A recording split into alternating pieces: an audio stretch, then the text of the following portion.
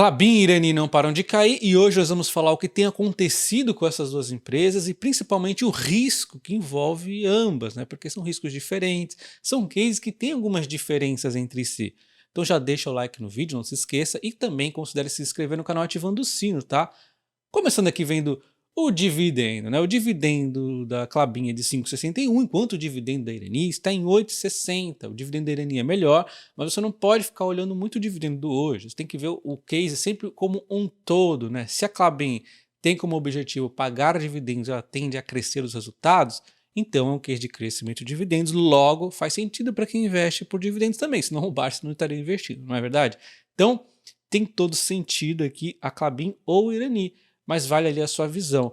A Irani, como ela fez o follow-on e o crescimento foi num momento muito adequado, ela teve o boom do e-commerce, ajudou muito ela, e ela tem uma dívida menor, 1,61 nesse momento, embora esteja aumentando um pouquinho, já vai ver, enquanto o endividamento da Klabin chegou a diminuir um momento, mas agora começa a aumentar. E os preços de vendas de ambas as empresas sofreram, Klabin sofreu mais, então por isso que ela até caiu primeiro, né, enquanto a Irani estava ali surfando ainda a onda, e agora a Irani sofre um pouquinho, é natural, né? Nenhum setor, nem o de elétrica, que a tendência é sempre o pessoal cada vez usar mais, nem esse a tendência é de alta infinita. Então, por mais que o e-commerce seja promissor, por mais que tenha aí ESG e tudo mais, etc., a tendência sempre tem em algum momento uma correçãozinha. Você tem que ter uma visão de longo prazo. Os produtos de ambas as empresas, na verdade, têm uma tendência positiva, mas o mercado causa essas oscilações. Então vamos entender aqui um pouco do risco de cada uma, né? Primeiro dando uma olhadinha aqui no endividamento da Klabin, olha só, vinha diminuindo pra caramba, começou a aumentar, com a empresa também investindo em celulose estava super bom, então aí começou a dar um resultado também nas cotações, né? E aí a celulose começou a cair, a empresa começou a sofrer um pouco, o endividamento começou a aumentar, até porque o EBITDA começou a cair um pouquinho e os investimentos continuaram pesados ali, né? Então teve esse endividamento voltando aqui ativo e a empresa inclusive tem novos investimentos que eu já vou comentar, tá? Muito importante entender tudo que ela está investindo, enquanto a Irani fez ali o follow-on, muito bem sucedido, preços nas alturas, o mercado ficou animadíssimo com a Irani, né? Coisa de maluco, olha só, as ações subiram pra caramba, né? Inclusive chegou algum momento aqui que eu achei até que pudesse ser um pouco arriscado comprar a Irani, por conta que esse preço poderia ter uma realização, e a realização está sendo bem suave, para ser sincero, dos preços, tá? Não tá nada demais, é normal. Só que o mercado ele pune mesmo, principalmente ações smalls, né? E aí a gente vê, então, a dívida aqui começando a aumentar nesse momento, a empresa continua em investimentos e também pagando dividendos, né? Então a Klabin ali em 2023, ela começou a ter uma recuperação, depois teve uma queda, uma nova recuperação com a celulose, que foi muito a celulose também, e a compra que ela fez ali da madeira, que eu já vou explicar, isso aqui animou demais o mercado, mas depois o mercado voltou a se desanimar, com o risco do endividamento. As ações desse topo recente já caíram 19,5%. E aí o que será que a gente pode esperar da Klabin? Tá? Já vamos entender aqui. Enquanto a Irani, ela vem performando aquela maravilha infinita, né? E ela já cai 31% aproximadamente desse topo recente, por conta, primeiro, ela teve não recorrentes no resultado, vamos lembrar isso, né? Mas não foi só, teve também uma questão ali dos preços caindo dos produtos que ela vende. E ela tem um problema também de ter que temos que ficar de olho aqui em relação aos custos da empresa, tá? Então vou começar entendendo aqui a situação da Irani, né? Para ela vender, por exemplo, aqui as embalagens sustentáveis, que é que mais tem promissor aqui de crescimento, com e-commerce e tudo mais, ela tem que fazer toda a sua produção, que envolve, por exemplo, aquisições de aparas. Então a gente já vê que ela tem uma forte exposição aqui aos preços das aparas. Ao mesmo tempo que ela também precisa de madeira própria, mas é bem pouquinho, então ela está mais exposta às aparas. Só que a empresa não fez ali um processo de crescimento, ela não está crescendo aí e tudo mais, com como é que é o Gaia aqui. Então olha só, ela continua exposta a aparas e agora ela vai ganhar com esse crescimento uma exposição na madeira, tá? Ela vai ter um pouco mais aqui, ó, de exposição à madeira, mas ainda assim tranquila, assim, relativamente tranquilo, né? Mas você vê que já aumenta aqui a exposição à madeira de terceiros e aumentou também um pouquinho aqui a exposição às aparas. Então o que você observa é que ela vai estar um pouco aqui suscetível aos preços da madeira e bastante aqui das aparas. Então pensa comigo, cada empresa tem um crescimento de uma forma diferente. Você pega, por exemplo, a Transmissão Paulista. Ela ali vai crescendo, ela tem o desafio de sempre as concessões ter o fim ali em 30 anos depois, então ela tem que ser o máximo de eficiente possível, e o grande desafio dela é realmente conseguir crescer com o máximo de eficiência, controlando ali a dívida. É basicamente isso. Ela não tem grandes desafios como, por exemplo, os custos. Já no caso de uma empresa como a Klabin e a Irani, elas têm toda essa questão aí de ela faz o crescimento, ao mesmo tempo ela já começa a aumentar a dependência lá do produto, que é um custo para ela. Ela tem que deixar de uma forma de crescer fazendo uma economia que seja mais circular, como a própria Irani está falando, né? Quanto mais circular possível, mais controlado vai ter as oscilações de preço, mais eficiente vai ser, melhores serão as margens, né? E para isso precisa de um crescimento completo, vai tendo fases, ela cresce, depende mais da madeira, por exemplo. Aí ela tem que ir lá e comprar produção de madeira, aí ela vai e se equilibra, só que aí o endividamento fica apertado, então é um jogo aqui um pouco diferente, cada empresa tem ali o seu desafio. Então você entendeu aqui que a Irani ela está muito exposta ao preço das aparas, ela está aqui um pouco mais exposta agora na questão da madeira e ela está sofrendo aqui com as embalagens sustentáveis que estão aqui um pouco de realização, embora a tendência de longo prazo seja muito promissora. Então olha só, por exemplo aqui, a embalagem sustentáveis que nós vimos, os preços médios os flexíveis e os preços médios os rígidos, eles têm caído, isso aqui atrapalha as margens da empresa, só que ao mesmo tempo ela tem que ficar de olho no preço das aparas e da madeira, que vai acabar representando um custo para a empresa como um todo, e esse custo aqui, neste momento também está diminuindo, né? O preço das aparas está em queda. Então é uma situação que muitas vezes elas vão andar realmente próximas, porque uma acaba impactando, o preço das aparas acaba impactando no produto final de venda, né? Então o que acontece? Se você tem uma economia mais circular, você nem liga para o preço da apara. Na verdade, você quer que o preço da apara dispare e aumente o preço de venda também. No caso da Irani, ela quer que seja mais descasado possível, né? Então, quando em alguns momentos a apara se aproximar muito aqui, vamos aproximar entre aspas, né, do preço aqui de venda, pode gerar um impacto forte nas cotações da Irani, porque margens é o que o mercado mais tem medo. Então, mesmo que a tendência da embalagem, por exemplo, aqui seja promissora, se o preço das aparas da madeira der uma disparada, vai comprimir as margens e talvez a empresa sofra, tá? Então aqui está a foto dos custos da empresa no primeiro trimestre de 2024, olha só, papel ondulado, o custo maior é exatamente o papel, e no embalagens sustentáveis aqui, que é o papel, nós temos exatamente o custo fixo, que é natural, e quanto mais a empresa crescer, mais pulverizado vai ficar esse custo fixo, então isso é bacana, porém está aqui o preço da celulose, das aparas e da energia, inclusive, é essa frente da energia, a empresa vem investindo para reduzir os custos aqui, então a energia deve diminuir, custo fixo, quanto mais a empresa for aí crescendo, os volumes devem melhorar aqui, enquanto celulose e aparas aqui é um custo que ela tem que ficar atenta ali, a madeira, né, e as aparas. Óbvio, eu dei um pouco de uma resumida aqui nessa situação da Irani, mas só para vocês entenderem aqui um pouco do que está passando. Nós temos também a questão do não recorrente e tudo mais, só que eu não posso me alongar muito nesse vídeo. Vamos entender então aqui o que está acontecendo com a Klabin. A Klabin, ela já tem um portfólio muito mais diversificado, ela tem aqui celulose, ela tem papéis, ela tem aqui embalagem, ela tem counterboard e além de tudo isso, ela tem uma flexibilidade, a empresa vem investindo em flexibilidade, então ela consegue desviar um pouco, counterboard está em baixa, não é só a celulose, counterboard está muito em baixa, inclusive recentemente, o que fez atrapalhar ali a Klabin, né? Quando a celulose começou a cair primeiro, as ações foram caindo e logo na sequência começou a cair o counterboard também. Então, o que ela pode fazer? Ela consegue uma flexibilidade, ela tem como direcionar parte da sua produção e isso faz ela resistir muito melhor.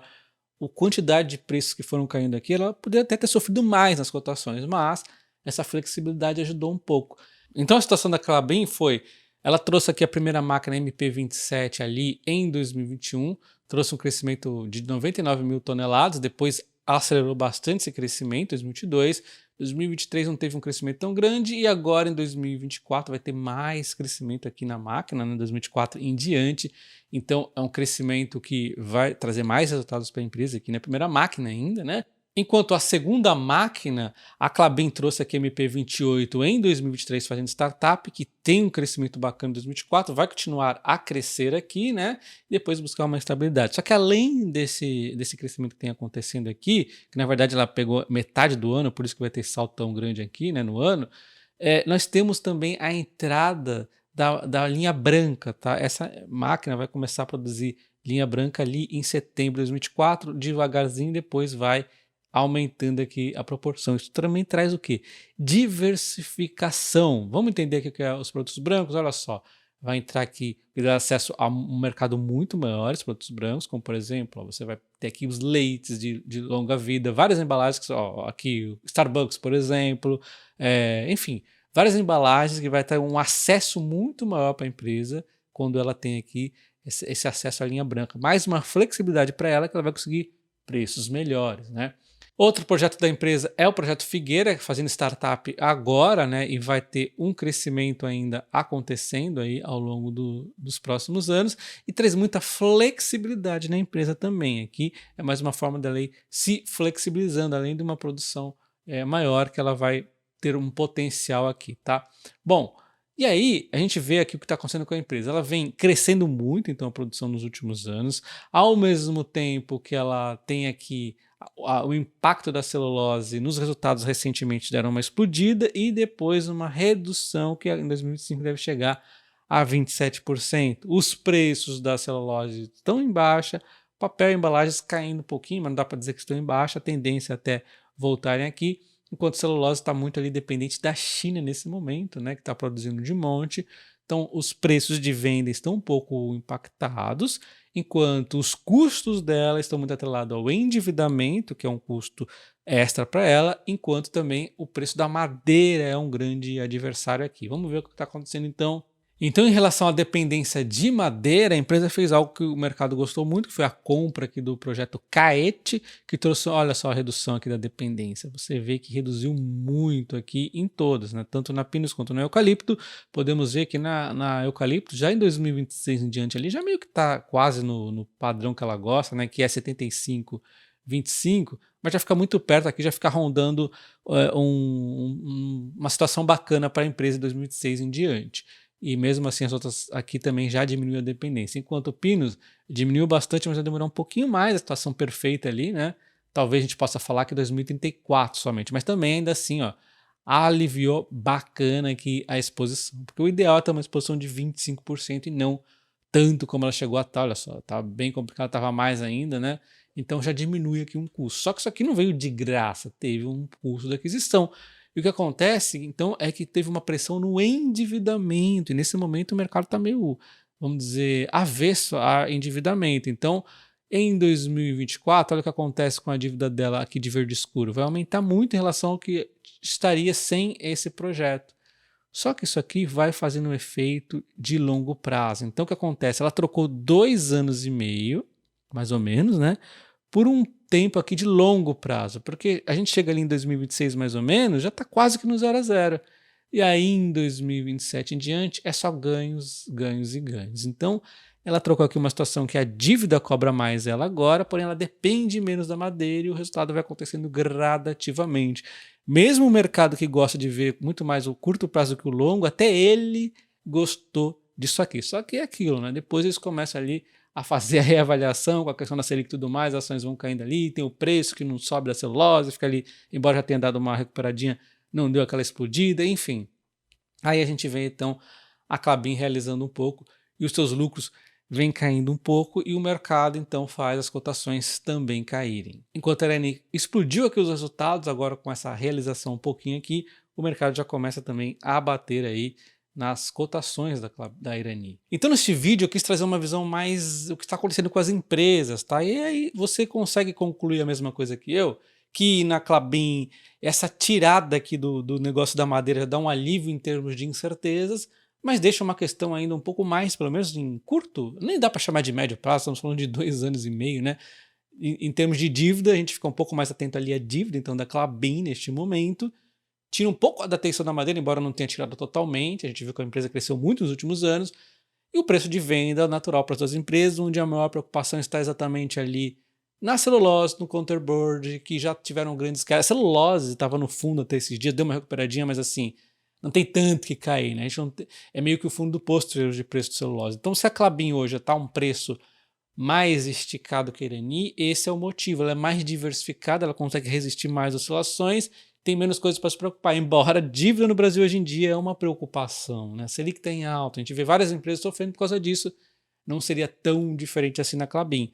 Então, dívida no olhar na Klabin, enquanto a Irani, por enquanto, as aparas está indo em linha ali com o seu preço de produto de venda, mas em algum momento pode ter um descasamento. O ponto que acaba atrapalhando muito a Irani é que estávamos na mil maravilhas dos preços de venda, tudo que ela vendia estava nas alturas, deu uma realizaçãozinha, mas a tendência é voltar na alta, né? Enquanto, ainda do lado mais bacana ainda, é que ela teve num recorrente ali, que, enfim, são vários ali, não vou dar para explicar tudo agora, mas já comentei nos vídeos de resultado dela.